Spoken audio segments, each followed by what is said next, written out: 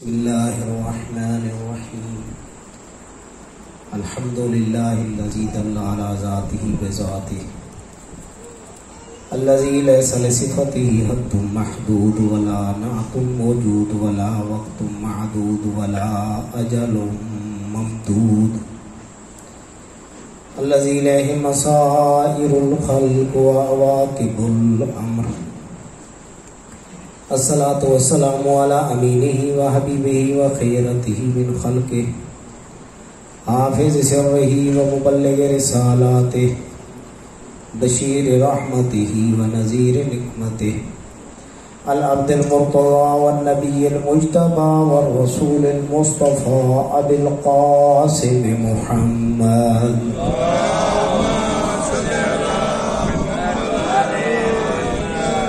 وعلى آله الأطيبين الأطهرين الأنجبين المعصومين الذين ذهب الله عنهم الرجس وطهرهم تطهيرا اللهم صل على محمد وآله لا سيما على الإمام الثاني عشر بقية الله وحجته المنتظر أما بعد فقد قال الله سبحانه في كتابه المجيد بسم الله الرحمن الرحيم إن الدين عند الله الإسلام باواز بلند صلوات اللهم صل على محمد وآل محمد محترم، سب سے پہلے دعا ہے خداوند کریم ہم سب کا یہاں پر بیٹھنا اپنی عبادت میں شمار فرمائے، اور جتنے مومنین جہاں جہاں عزاداری میں مصروف ہیں، مجالس عزا میں شرکت کرتے ہیں، دامے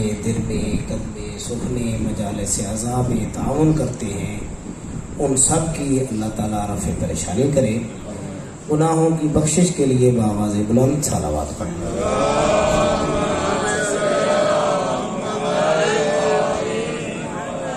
قرآن کریم کی یہ آیہ بافی ہدایہ جس میں اللہ تعالیٰ ارشاد فرما رہا ہے ان الدین عند اللہ الاسلام، کہ اللہ کا پسندیدہ دین، اللہ نے جس دین کو پسند کیا ہے وہ دین اسلام ہے۔ اور مقام پر اللہ پاک یوں فرماتا ہے وَمَن يَبْتَغِ غَيْرَ الْإِسْلَامِ دِينًا فَلَن يُقْبَلَ مِنْهُ، کہ جو شخص بھی دین اسلام کے علاوہ دین لے کے آئے گا اللہ کبھی بھی اسے قبول نہیں کرے گا۔ بزرگان محترم یاد رکھیے، یہ اسلام کی وہ تعلیمات جس کو اللہ پسند فرما رہا ہے، جس کے بغیر اللہ کسی اور چیز کو قبول نہیں کرتا، یہ وہ تعلیمات ہیں جو حضرت آدم سے شروع ہوئی ہیں اور حضرت خاتم تک سب انبیاء نے پہنچائی ہیں، اور یہ وہ تعلیمات ہیں جو اللہ چاہتا ہے کہ ہر بندہ اس پہ کاربند رہے۔ اب وہ تعلیمات کم از کم ایسی ہونی چاہیے جو حضرت آدم بھی بتا رہے ہوں، حضرت نوح بھی بتا رہے ہوں، حضرت ابراہیم بھی بتا رہے ہوں، حضرت موسیٰ و عیسیٰ و ہمارے نبی بھی بتلا رہے ہوں۔ کیوں؟ کیونکہ اللہ نے یہ فرمایا ہے غیر اسلام کو تو وہ قبول نہیں کرتا۔ اب یہ ہو نہیں سکتا کہ کسی نبی نے اسلام کی تعلیمات کے بغیر کچھ کہا ہو۔ کیوں؟ ہم یہ دیکھتے ہیں قرآن کریم میں اللہ پاک یہ ارشاد فرماتا ہے کہ حضرت ابراہیم علیہ السلام کانا حنیفا مسلما، بہت پکے مسلمان تھے۔ اگر اسلام صرف رسول گرامی قدر کی تعلیمات کا نام ہوتا تو کبھی حضرت ابراہیم کو پکا مسلمان نہ کہا جاتا۔ تو یہ اب سمجھنا ہم نے یہ ہے کہ تعلیمات اسلامی جس کو اللہ نے قبول کرنا ہے جسے ہم نے قیامت والے دن پیش کرنا ہے وہ حقیقت میں کون سی تعلیمات ہیں؟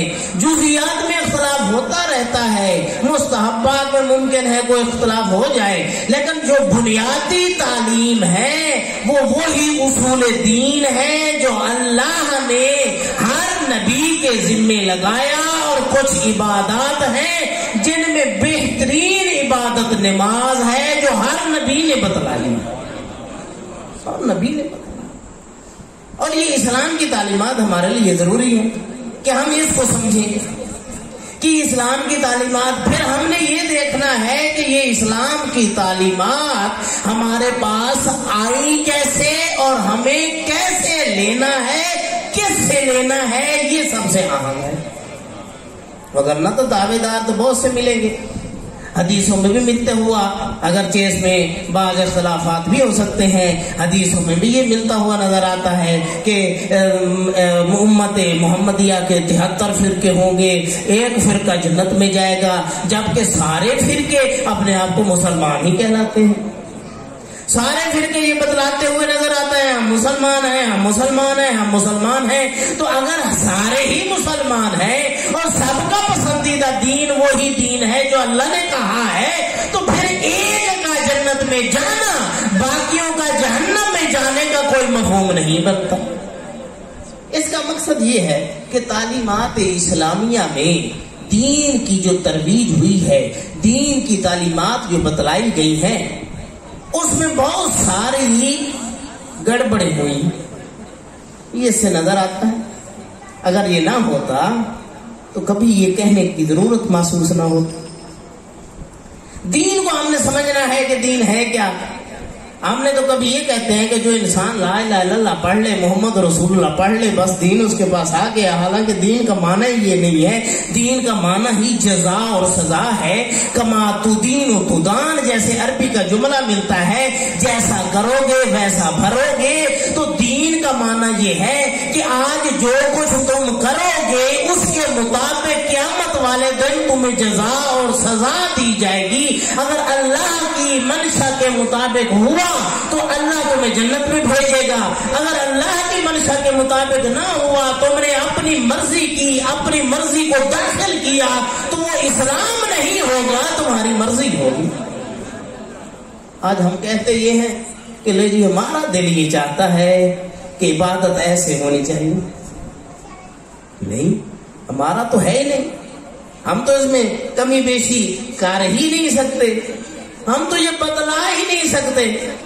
ہم تو صرف یہ ہے کہ وہ ادھر سے جو آیا ہے ہم نے اسی طریقے سے پہنچانا ہے۔ اگر ہم بھی یہ کہہ دیں، اچھا یاد رکھیے کبھی کیا کہا جاتا ہے، شاید اس سے مراد یہ ہو، یہاں شاید آ گیا تو پھر مسئلہ گڑبڑ۔ اس لیے کہا جاتا ہے تفسیر قرآن میں اتنی احتیاط کی جائے کہ مبادا ایسا نہ ہو کہ رسول کا یہ فرمان ہمارے اوپر آ رہا ہو، من فسر القرآن برائیہ فلیتبوأ مقعدہ من النار، کہ جو شخص قرآن کریم کی تفسیر اپنی رائے کے مطابق کرے گا اس کا ٹھکانہ جہنم ہوگا۔ قرآن کی تفسیر ہم اپنی مرضی سے نہیں کر سکتے۔ قرآن یہ واحد کتاب ہے جس سے ہمیں اسلام ملتا ہے، اور قرآن کے بعد محمد و آل محمد کے فرامین ہے جس سے ہمیں اسلام ملتا ہے۔ اب ہم نے یہ دیکھنا ہے کہ قرآن اور اہل بیت کا مقام اور مرتبہ، رسول پاک نے پوری دنیا کو یہ سمجھا دیا کہ دیکھو یاد رکھو قرآن وہ کتاب ہے اور اہل بیت بھی وہ ناطق ہیں کہ جو ہمیشہ ساتھ رہتے ہیں۔ کبھی جب تم دیکھو کہ قرآن کچھ کہہ رہا ہو اور اہل بیت کے فرمان میں کچھ اور آ رہا ہو تو یہاں سمجھ لینا کہ کوئی گڑبڑ ہے، ورنہ قرآن اور اہل بیت کبھی آپس میں۔ تو یہ دین اللہ کو اتنا پسند ہے کہ اللہ نے اسی دین کو پسند فرمایا، اور انبیاء نے بتلایا، حضور اکرم نے ہمیں سمجھایا، اور آل محمد نے، ان کے ماننے والوں نے ہمیں بتلایا۔ جو کار بند ہو گئے دین پر وہ آگے دین سمجھاتے ہوئے نظر آ رہے ہیں۔ میں نے ایک بات پڑھی ہے کہ حضرت بہلول ایک جگہ پہ کھڑے ہوئے تھے، اور ہے نا جی اس پر ماشاءاللہ کہ حضرت بہلول جو حکومت وقت کے خلاف ہی رہتے تھے، حضرت ابو ذر غفاری کی طرح تھوڑی سی غلطی دیکھی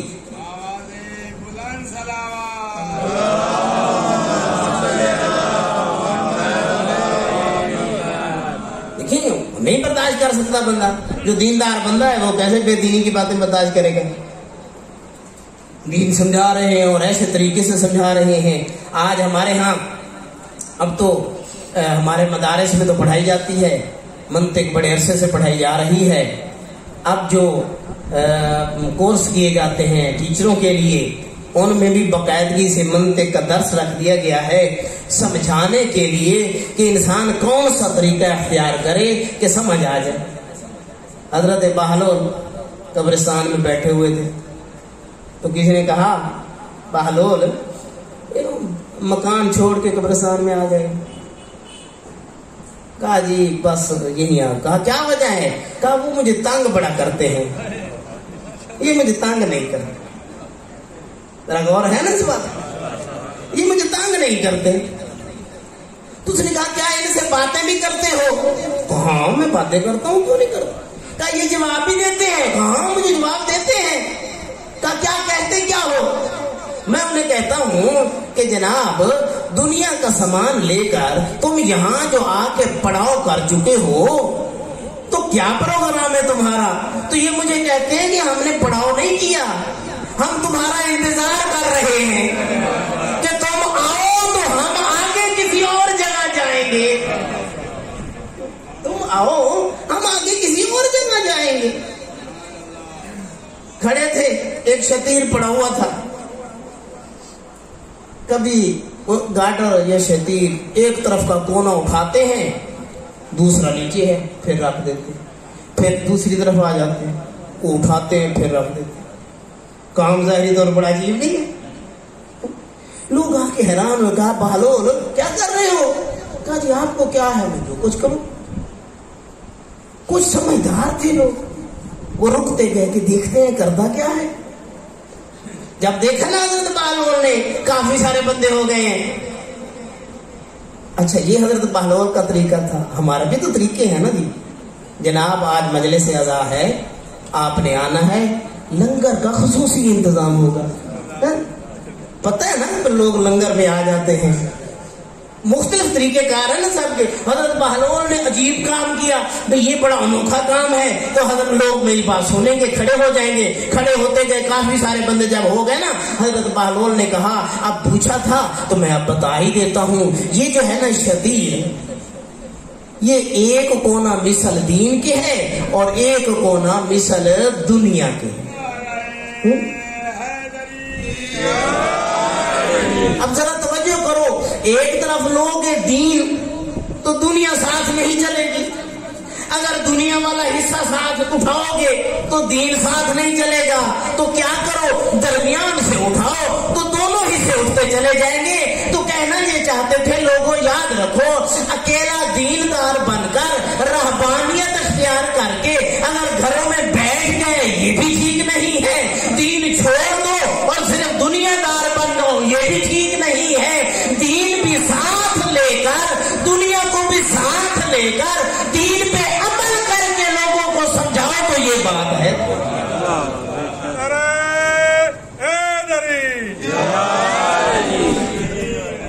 بزرگان محترم، دین آسان بھی ہے، اگر کوئی نہ سمجھے تو مشکل بھی ہے.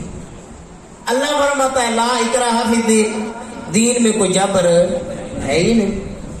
دین اسلام کی عظمت یہ ہے کہ حضرت خداوند احدیت نے اس دین اسلام کو پہنچانے کے لیے 1,24,000 انبیاء، 12 امام، اپنے خاص نمائندے بنا کر صرف انسانوں کی رہنمائی کے لیے بھیجے.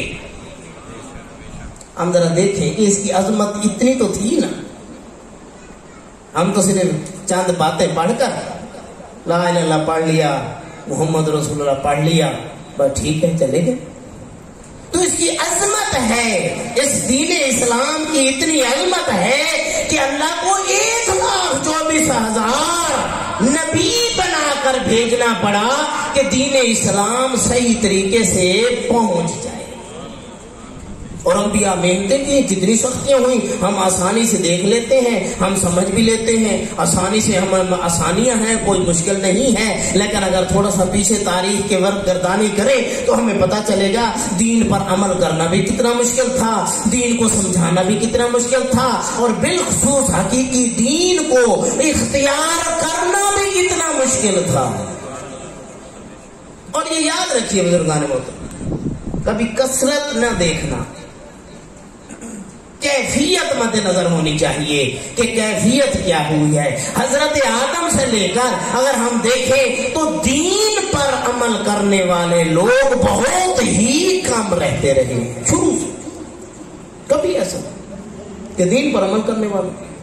دین اسلام، حضور اکرم نے جب دین اسلام کی ترویج شروع کی تو پہلا جو حکم پہنچانا تھا رسول گرامی قادر نے تو لوگوں کو بلایا، پہلا دن ضائع ہو گیا سمجھو، انہوں نے رسول کی بات نہ سنی، دوسرے دن تیسرے دن تھوڑا طریقہ تبدیل کر لیا،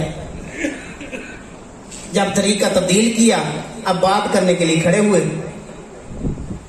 تو پہلی بات یہ کی، لوگوں اگر میں تمہیں کہوں کہ اس پہاڑ کے پیچھے ایک بہت لشکر، بڑا لشکر جرار آ رہا ہے اور تم پر حمل کرنا چاہتا ہے تو کیا میری بات مان لو گے؟ یہ کتنے سال گزر گئے تھے رہتے ہوئے، 40 سال گزر گئے تھے۔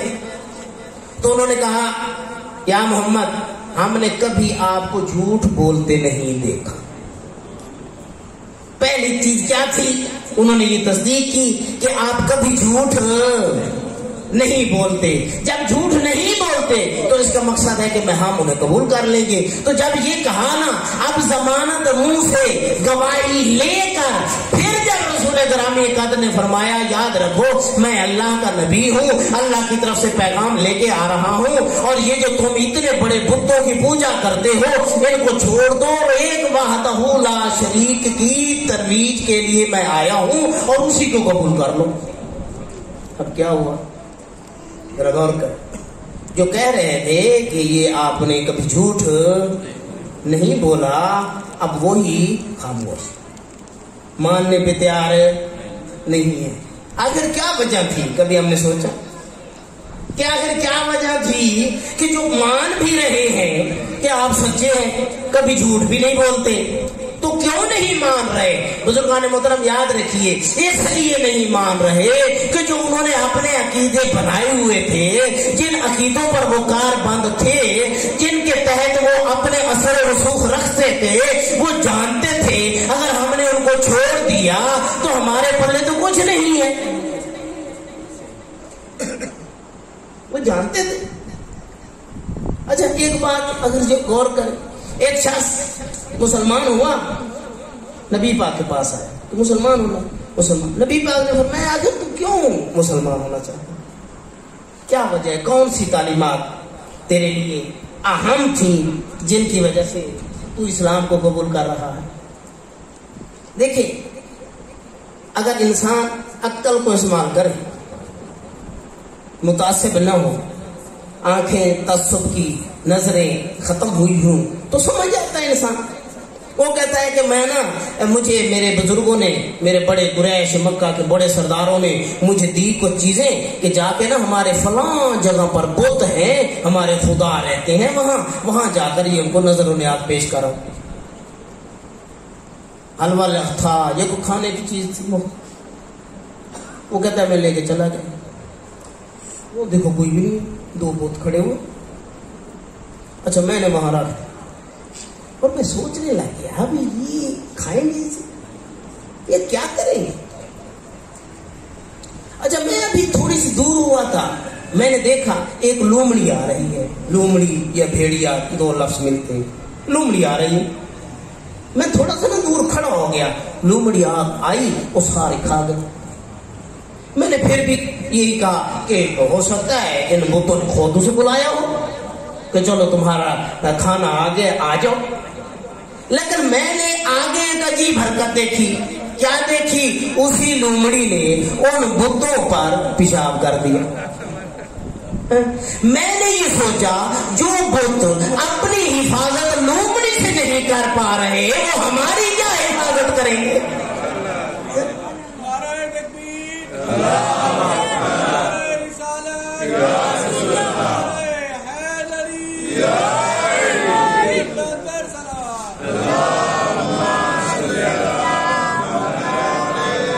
جو بت ہماری حفاظت نہیں کر اپنی حفاظت نہیں کر پا رہے، لہذا میں نے کہا کہ یہ تو قابل اعتماد نہیں ہے، لہذا چھوڑو. میں نے اسی وقت سے تہیہ کر لیا کہ نہیں، میں اسلام کو ہی جا کر دیکھوں گا اور اسلام کو ہی سمجھوں گا کہ اسلام کی تعلیمات کیا کہتی ہیں. اگر ہم غور و فکر کریں، ایک مسلمان آتا ہے رسول گرامی قدر کے پاس، یا رسول اللہ میں مسلمان ہونا چاہتا ہوں.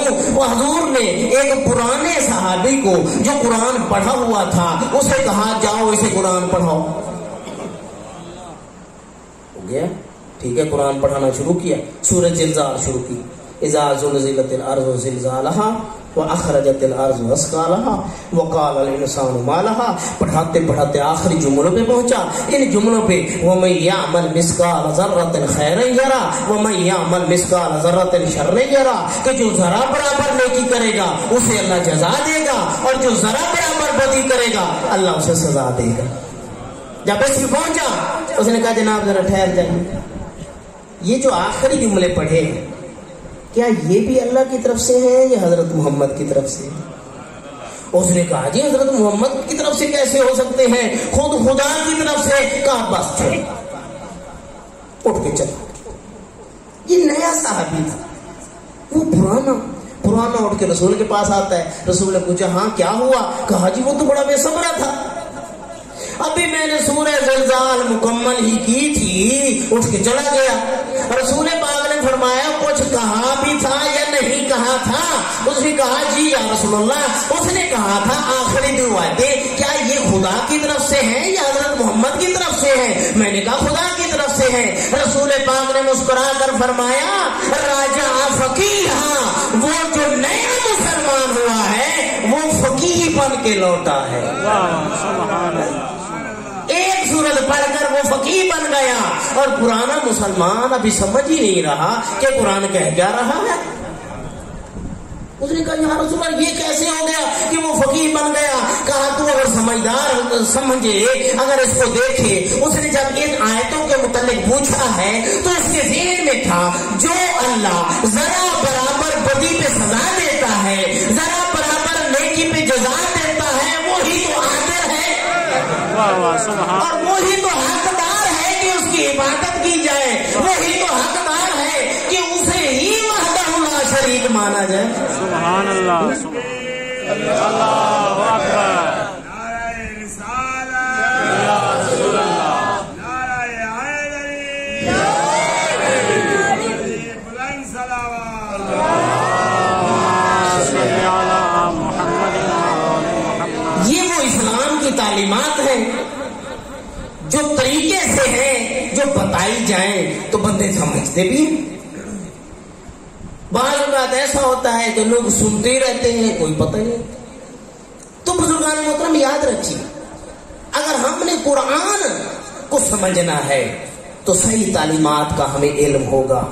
ہمارے ہاں تو رٹوں کی زیادہ جو ہے نا وہ فضیلت ہوتی ہے نا، رٹ لو جو قرآن حفظ کر لو، کیونکہ تمہاری 7 نسلیں جو آگے والی ہیں وہ بھی اور جو پیچھے والی ہیں وہ بھی جنت میں. ایک احمد ابن طولون ہے، بادشاہ گزرے ہیں، وہ فوت ہو گئے. مسلمان بادشاہ تھا اور بڑا اچھا بادشاہ گزرا ہے. ان کے ورثاء نے اس کو دفن کر کے بنا دی، قبر بنا دی. اور ایک قاری صاحب کو پوچھا، مولوی صاحب کو کہا جناب آپ نا اس پہ قبر پہ قرآن پڑھا کر. اچھا میں ایک بات پوچھنا چاہتا ہوں بزرگان محترم، یاد رکھیے پوچھنا یہ ہے کہ کیا مردے کو قرآن فائدہ دیتا ہے؟ سارے تھوڑے 2-3 بندوں نے کہا دیتا ہے، کی بات ہے. ہے بھی صحیح. اچھا یہ کبھی سوچا جو قرآن مردوں کو فائدہ دیتا ہے وہ زندوں کو فائدہ نہیں دیتا؟ کیا زندہ لوگ قرآن سے ہدایت نہیں لے سکتے؟ ہم نے کیا کرا ہوا ہے کہ قرآن صرف مردوں کو بخشوانے کے لیے رکھ دیا. اچھا اس نے جو ہے نا وہ قاری کو پیسے دیے, انہوں نے کہا جی آپ کا یہ ماہانہ وظیفہ ہو گیا, آپ روزانہ آ کر نا رات کو قرآن. کچھ دن گزرے تھے, پتا چلا تو وہ بھی قاری صاحب چلے گئے, وہ تو پڑھ ہی نہیں رہے. انہیں کہا کہ کیا مسئلہ بنا ہے؟ کہا کہ وہ پتہ ہی نہیں چل رہا کہ وہ ہے کہاں. ڈھونڈا, اسے لے کے آئے, کہا جی کہا میں نے قرآن نہیں پڑھی. اس نے کہا بھائی اب پیسے تھوڑے ہیں تو ہم زیادہ دے دیتے. اس نے کہا جی نہیں میں نے پھر بھی نہیں پڑھا, آپ مجھے 5 گنا کر دینے کا میں پھر بھی قرآن نہیں پڑھوں گا. حیران ہو گئے کہ کیا مسئلہ ہے بھائی, قرآن پڑھنے سے تم کیوں انکار کر رہے ہو؟ بتاؤ وجہ. کہا جی میں بتاتا بھی نہیں ہوں. کہا نہیں وجہ تو بتانی پڑے گی. کہا جی اچھا مسئلہ یہ ہے کہ میں نا قرآن پڑھ رہا تھا, میں نے دیکھا یکدم احمد ابن طولون قبر سے نکلا میرے سامنے آ گیا اور مجھے کہا خبردار آئندہ سے میرے پہ قرآن نہیں پڑھنا. وہ میں نے کہا کہ میں کیوں نہ پڑھوں, میں تو پیسے لیتا ہوں, مجھے وہ پیسے دیتے ہیں. میں نے تو کہا نہیں میں کہہ رہا ہوں قرآن نہیں پڑھنا. میں نے اس سے پوچھا آخر قرآن کیوں نہیں پڑھنا؟ اس نے کہا تم جتنا قرآن زیادہ پڑھتے ہو مجھے اتنا زیادہ عذاب ہوتا ہے. کمال نہیں کہ قرآن پڑھنے زیادہ. انہوں نے کہا نہیں جی یہ نہیں ہو سکتا. کہا میں کہہ رہا ہوں مجھے عذاب ہوتا ہے. کہا کیسے عذاب ہوتا ہے, ذرا غور کرنا اس بات پہ. اس نے کہا جب تم آیت قرآن پڑھتے ہو فرشتے مجھے جھنجھوڑ کر کہتے ہیں کیا تو نے اس آیت پہ عمل کیا تھا؟ جب تم آیت پڑھتے ہو فرشتے مجھے جھنجھوڑنے لگ جاتے ہیں, کہتے ہیں دنیا میں رہ کر کیا تو نے اس آیت پہ عمل کیا تھا؟ مجھے پھر عذاب شروع ہو جاتا ہے. تو نے عمل نہیں کیا پھر عذاب, تو نے عمل نہیں کیا پھر عذاب, لہذا مہربانی کرو مجھ پر قرآن نہ پڑھو. کیا کبھی سوچا کہ قرآن ہمیں کیا کہہ رہا ہے؟ ہم نے تو کبھی نہیں سمجھا. ایک عالم دین ہمارے استاد ایران میں بتا رہے تھے کہ ایک عالم دین ماہ رمضان پڑھانے کے لیے کسی جگہ گئے تو ایک مومن, کیونکہ مومن پھر ذرا متقی پرہیزگار بھی ہوتے ہیں, وہ کوشش کرتے ہیں مولوی صاحب کی کوئی افطاری آج ہمارے گھر, چلو ایک عزت مقام دیتے ہیں. ایک گھر والوں نے دعوت دے دی, مولوی صاحب نے دعوت افطار کیا, اسے جو ہے نا وہ دعوت کھائی, چلے گئے. دوسرے دن اس میزبان کی بیوی نے کہا کہ مجھے لگتا ہے یہ مولوی صاحب چور ہے. کہتا ہے کچھ خیال کرو مولوی صاحب ہیں, ہم نے ان کے پیچھے نمازیں پڑھتے ہیں. انہوں نے کہا نہیں جی. کہا کیا ہے؟ کہا میرے پیسے پڑے ہوئے تھے, کوئی اور آیا ہی نہیں ہے تو میرے پیسے یہاں نہیں. اس نے کو سمجھایا بجھایا, چلو چھوڑو دفع کرو, ہم نے نمازیں پڑھنی ہیں. مارا ختم, مولوی صاحب چلے گئے. اتفاق یہ ہوا دوسرے سال پھر وہی مولوی صاحب آ گئے. لوگوں نے پھر دعوتیں شروع کی. اس مرد نے کہا اپنے بیوی کو دیکھو سب دعوتیں کر رہے ہیں, ہماری عزت خراب ہو جائے گی, ہم بھی دعوت کرتے ہیں, چلو بڑا مشکل سے تم پکا دینا, بس ہم کھلا دیں گے, چلو تو ہمارا نام رہ جائے گا. کہا ٹھیک ہے جی. اب جو ہے نا وہ خدمت اس طریقے سے نہیں ہو رہی جیسے پچھلے سال ہوئی تھی. اس مولوی صاحب نے پوچھا جناب کوئی مسئلہ ہے, آپ کی کوئی طبیعت ٹھیک ہے؟ کہا ٹھیک. کہا نہیں ایسا نہیں ہے, کوئی مسئلہ ہے جو آپ مجھے نہیں بتا رہے. انہوں نے کہا جی وہ جی ایسے کرتے ٹالنے کی کوشش کی لیکن نہیں. انہوں نے کہا نہیں بتاؤ. کہا اصل مسئلہ یہ ہے کہ پچھلے سال آپ کی دعوت کی تھی تو اسی دن ہمارے گھر سے چوری ہو گئی تھی, تو میری بیوی نے کہا مولوی صاحب نے پیسے چرا لی. اس نے کہا بندہ خدا مجھے اسی وقت دوسرے دن بتا دیتے تو میں آپ کو بتا دیتا. کہا کیا مقصد؟ کہا یہ کیا ہے ادھر؟ کہا اس کے اوپر کیا ہے؟ کہا قرآن پاک پڑھا ہوا ہے. غور کرنا. کب اٹھاؤ؟ قرآن پاک کو اٹھایا. کہا کھولو. اس نے کھولا تو اس میں وہی پیسے پڑے ہوئے تھے. اس نے کہا جناب میں پچھلے سال جب آیا تھا آپ یہاں نہ بیٹھے ہوئے تھے, یہاں کوئی چیز پڑی ہوئی تھی گری, اس میں یہ پیسے پڑے ہوئے تھے, میں نے کہا کوئی اور اٹھا نہ لے, یہ میں نے پیسے اٹھا کر اسی قرآن میں رکھ لیا کہ تم مسلمان ہو, آخر قرآن پڑھتے ہوگے تم اور قرآن پڑھو گے تو اس میں سے پیسے نکال لو گے. اس کا مقصد یہ ہوا کہ پورا سال قرآن پڑھ رہا ہے اور تم نے اسے دیکھا بھی نہیں ہے.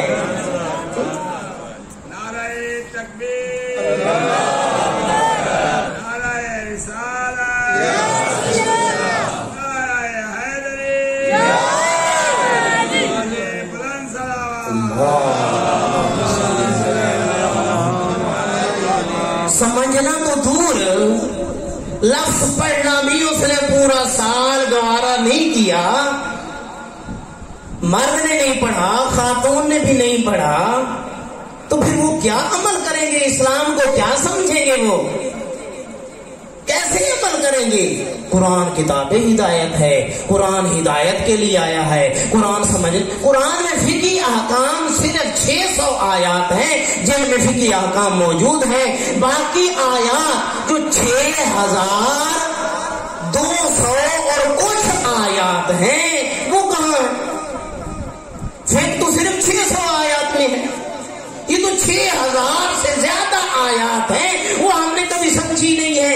اسلام کی اتنی تعلیمات قرآن مجید میں ہے. بزرگان محترم یاد رکھیے, ہم نے وہ قرآن کی جو آیت خود بتلا رہی ہے, یہی قرآن قیامت میں کہیں ہماری شکایت نہ کر لے کہ یہ قرآن رکھا ہوا تھا, غلام بھی بڑا خوبصورت تھا, روزانہ یہ چومتے بھی تھے اور ہاتھ برکت کے لیے رکھتے بھی تھے, لیکن یہ سمجھتے ہی نہیں تھے, پڑھتے ہی نہیں تھے کہ میں کہہ کیا رہا ہوں.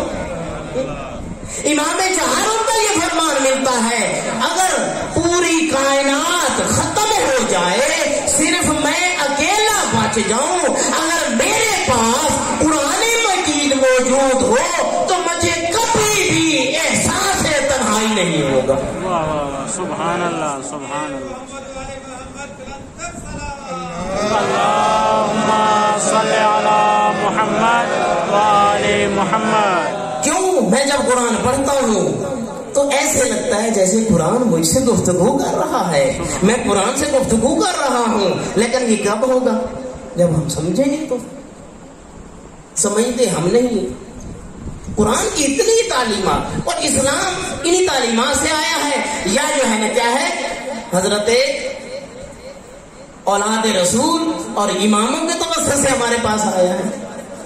حضرت عبداللہ ابن عباس بہت بڑے مفسر قرآن, وہ کہتے ہیں کہ میں نے نماز مغربین پڑھی, حضرت علی علیہ السلام سے گزارش کی مولا مجھے تھوڑی سی تفسیر تو کر کے دیجئے. اب حضرت علی علیہ السلام نے تفسیر شروع کی. مولا جیسی ہستی تفسیر کر رہی ہیں, ایسے شیریں الفاظ ہیں,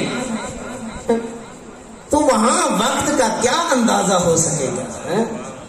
یہ تو ہمیں کہا جاتا ہے, ہمارے استاد کہتے تھے خبردار 35 سے 40 منٹ سے زیادہ نہ پڑھنا, کہ بندوں کی جو کیپیسٹی ہے نا سننے کی وہ صرف اتنی ہوتی ہے, اس سے زیادہ نہ پڑھنا. ہم تو کبھی اگر 35 منٹ پڑھیں تو بعض طرف آ جاتا ہے جناب بہت تھوڑا پڑھایا آپ نے, لیکن آخر میں ہم پوچھیں کہ ہم نے بتایا کیا ہے, وہ جی بہت اچھا کچھ بتایا ہے آپ نے, وہ پتہ نہیں وہ تھا کیا. یہ نہ ہو, تھوڑا وقت ہوگا تو پتہ چلے. اب جو شروع کی تفسیر, وقت گزرتا گیا, اذان صبح شروع ہو گئی, اذان صبح تک علی جیسی ہستی تفسیر کر رہی ہوں, سننے والے حضرت عبداللہ اپنے عباس جیسے ہوں, تو کیسے پتا چلے کہ وقت کتنا رہ گیا ہے؟ اذانیں شروع ہو گئی, کیا دیکھا کہ ابھی بسم اللہ کی سین تک بھی حضرت علی نہیں پہنچے.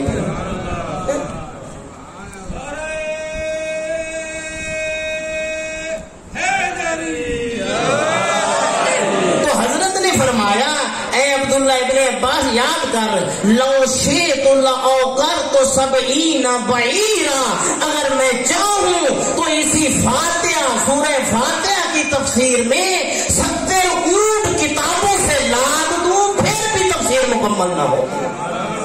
سبحان اللہ, سبحان. ہم تو تھوڑی سی تفسیر بھی نہیں پڑھتے, چلو تھوڑی سی تفسیر پڑھ لیں. آج کل نئی روش ہو گئی ہے, پہلے کیا تھی, تفسیریں ہیں 20 جلدیں 100 جلدیں، ایک تفسیر ہے جس کی 100 جلدیں ہیں، کون ساری پڑھے؟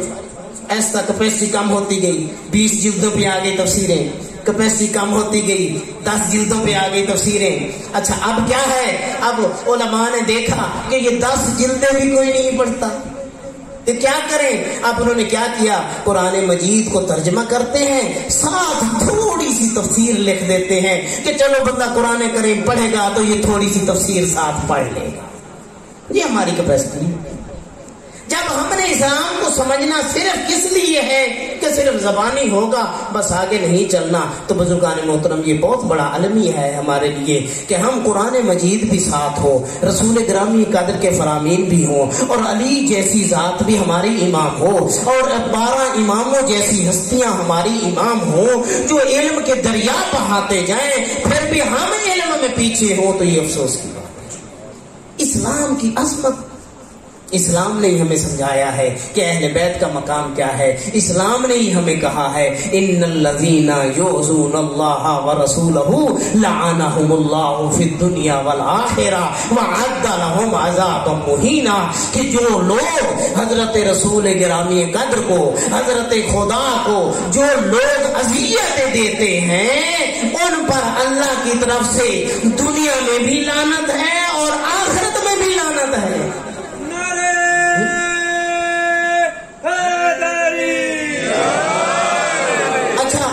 بعض ہمارے نظریے رکھیں گے کہ چلو دنیا میں انسان کو گناہ ہوگا، قیامت والے دن ہمیں مثال دیتے ہیں کہ لوگوں کبھی کسی کو برا بھلا نہ کہا کرو، کیونکہ کہتے مثال دیتے ہیں کہ اللہ تعالیٰ نے فرمایا ہے کہ میں 70 ماؤں سے زیادہ محبت کرتا ہوں انسان سے۔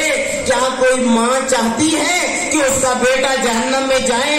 جب ماں اپنے بیٹے کے لیے نہیں چاہتی تو جس میں 70 ماؤں سے زیادہ پیار ہوگا وہ کیسے انسان کو جہنم بھیجے گا؟ لہذا سارے جنت میں جائیں گے۔ تو ہمارے استاد محترم نے کہا اچھا یہ بات تو ٹھیک ہے، محبت اتنی زیادہ، لیکن کبھی دیکھا ہے کہ ایک ماں جب بچے کو پکڑ رہی ہو، بچہ بھاگے پکڑتی ہے، اگر وہ ماں تھوڑا سا منہ ادھر کرے اور وہ اس سے ہاتھ چھڑوا کر خود جہنم میں جا کر گرے آگ میں، تو اس میں اس ماں کی محبت کا کیا قصور ہے؟ اس کی تو محبت ویسے ہی ہے۔ تو اللہ کی محبت برابر ہے، لیکن انسان خود جو عمل نہ کر کے جہنم میں جائے، اس کے میں اللہ کی محبت کا کیا مقصد؟ ہم سمجھتے ہی نہیں ہیں۔ بزرگان محترم یاد رکھیے، اس لیے اللہ نے یہ معیار بتا دیا کہ جو لوگ اللہ کو اذیت دیتے ہیں اور جو لوگ رسول کو اذیتیں دیتے ہیں تو اللہ نے ان پر لعنت کی ہے، دنیا میں بھی اور آخرت میں بھی۔ یہ کبھی ایسا نہیں ہوگا جس پر دنیا میں لعنت ہو جائے وہ آخرت میں بخشا جائے، نہیں۔ اللہ نے قرآن میں یہ سمجھا دیا جو دنیا میں ملعون ہے وہ آخرت میں بھی ملعون ہی رہیں گے، اور جنہوں نے دنیا میں رسول جیسی ذات کو اذیتیں دیں ان کے لیے دردناک عذاب ہے۔ اب چاہے خود ڈائریکٹ رسول کو اذیتیں دیں یا رسول کے جگر پاروں کو اذیتیں دیں، ان پر لعنت ہے۔ کبھی ایسا ہو ہی نہیں سکتا کہ کیا کبھی ایسا ہوا ہے کہ رسول کی بیٹی گریا کر رہی ہوں تو رسول جیسی ہستی کیا اسے قبول کر لیں گے؟ ان کو کیا اذیت نہیں ہوگی؟ یہ ہو ہی نہیں سکتا۔ جو رسول آخری وقت جب بی بی زہرا موجود ہے، باہر سے دروازہ کھٹکھٹایا جاتا ہے، بی بی کہتی ہے میرا بابا سویا ہوا ہے، وہ پھر کھٹکھٹاتے، بی بی پھر فرماتی، وہ پھر کھٹکھٹاتے، بی بی کے آنسو نکل آتے، آنسوں کے قطرے رسول گرامی قدر کے چہرہ اقدس پر پڑتے ہیں۔ رسول پاک آنکھ کھول کر کہتے ہیں اے زہرا ابھی تو میں زندہ ہوں، تمہیں کس چیز نے رلا دیا؟ بی بی کہتی ہے ایک شخص بار بار آ رہا ہے، حضور نے فرمایا کہ اے زہرا یہ تیرے در کی عظمت ہے، یہ جو آنے والا ہے نا یہ کسی سے پوچھتا نہیں ہے، یہ تیرے در کی عظمت ہے کہ تجھ سے پوچھ رہا ہے، جب تک تیری طرف سے اجازت نہیں ہوگی یہ نہیں آئے گا۔ دکھ تو ہمیں یہی ہوتا ہے، وہی زہرا تھی رسول گرامی قادر اس دنیا سے گئے، کچھ دن ہی گزرے تھے کہ لکڑیاں جمع ہو گئی. رسول کو اذیتیں، بی بی زہرا کو اذیتیں. بی بی زہرا یہ کہتے ہوئے چلی گئی کہ صبت علیہ مصائب، کہ اے بابا آپ کے جانے کے بعد مجھ پر اتنے مصائب آئے ہیں کہ اگر یہ مصائب دنوں پر آتے تو وہ سیاہ راتوں میں تبدیل ہو جاتے. بزرگان محترم یاد رکھیے، یہ اذیت نہیں تھی کہ پورا خانوادہ اہل بیت جب کربلا کی طرف جا رہا تھا، اب ذبح ہونے لگا تھا، کیا رسول کو یہ اذیتیں نہیں تھی؟ رسول گرامی قدر جب امام حسین پیدا ہوئے، ہاتھوں میں جب اٹھایا تو آپ نے گریہ کرنا شروع کر دیا. تو بی بی نے پوچھا کہ بابا جان آپ کیوں گریہ کر رہے ہیں؟ تو رسول گرامی قدر نے فرمایا اے زہرا مجھے ابھی جبرائیل نے خبر دی ہے کہ یہ تیرا بیٹا ایک دن 3 دن کا پیاسا بھوکا مقام کربلا پر شہید کر دیا جائے گا. بس عزادارو بی بی زہرا کے بھی آنسو نکلے. بی بی زہرا نے کہا اے بابا جان کیا اس وقت آپ موجود ہوں گے؟ کہا میں نہیں ہوں گا. کہا کیا علی موجود ہوں گے؟ نہیں وہ بھی نہیں ہوں گے. میں ہوں گی. کہا آپ بھی نہیں ہوں گے. کیا ان کے بھائی حسن ہوں گے؟ رسول نے فرمایا وہ بھی نہیں ہوں گے. آپ کے آنسو زیادہ ہو گئے. آپ نے فرمایا بابا جان میرے بیٹے پر گریہ کون کرے گا؟ بس عزادارو حضرت نے فرمایا اے زہرا اللہ ایک قوم پیدا کرے گا جن کے جوان تیرے جوانوں پہ گریہ کریں گے، جن کی خواتین تیری خواتین پر گریہ کریں گی. بس عزادارو اسی اسلام کو بچانے کے لیے امام حسین علیہ السلام نے اپنا خانوادہ لیا. پوچھنے والے نے پوچھا اے حسین تم تو جا رہے ہو، یہ خواتین کیوں جا رہی ہیں؟ امام کے یہ جملے ہیں ان اللہ شاء یراہن سبایا، کہ ان کے قیدی ہونے کے بغیر اسلام نہیں بچتا. آپ کے یہ جملے ہیں اگر دین میرے قتل کے بغیر نہیں بچتا تو آؤ تلواروں مجھے ذبح کر دو. بس عزادارو امام حسین علیہ السلام اس دنیا سے چلے گئے. امام کے بعد جو مظالم ہوئے، جو ظلم ہوا وہ بہت سخت ظلم تھا. ایک دم جب لے کے کوفہ کی طرف جانے لگے، بیبیاں اونٹوں پہ ہیں، ذرا توجہ تو کریں. ایک ڈھیری دیکھی پتھروں کی، بی بی زینب عالیہ نے اپنے ہاتھ کو گرایا اور فرمایا انت الحسین، کیا تو ہی میرا بھیا حسین ہے؟ کیا تو ہی ہے جسے ماں زہرا نے چکیاں 20 کل پالا تھا؟